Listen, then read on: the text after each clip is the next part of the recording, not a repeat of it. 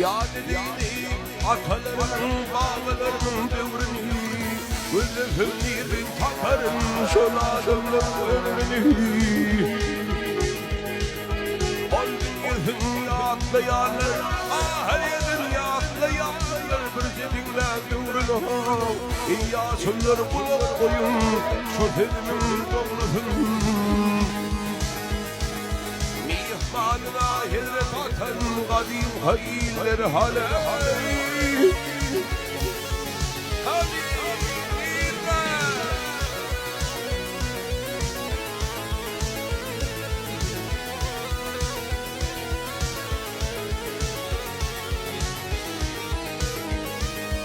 Kubbayani ağay tutup, kubbayani ağay tutup Apahanın hırmaya, işim düşse boş vermez Doğruna varımızaya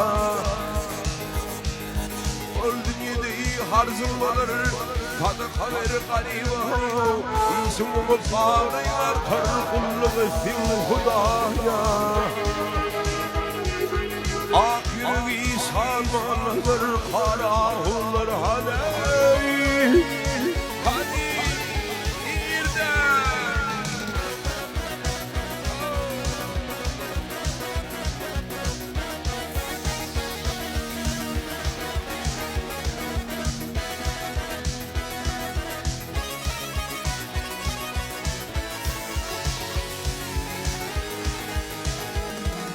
Belgeler ağır kallar salih yarınla yarınla yarınla Arkasında ne satari cevher fesat didinla Gelin halledip yürüne Dümedi verin hasına Yele bakar yemin işler kıydır fuva geçince Yüzümlerle kakan ağda bir kıylar hani ya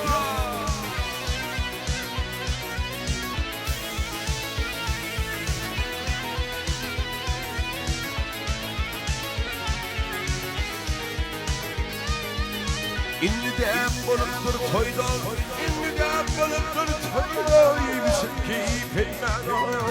Bir humdan kim gelir yak tutmana Doğfinin golya düşman Doğfinin golya düşman Yeni yarın yıkmana Vay yar sahir budaklara Akıl gerek etmene Kadrım bilyen adamlar Kadir kıyılar hani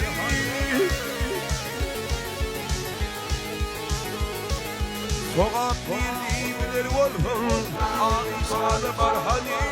Harun bir bayır hani Aha hani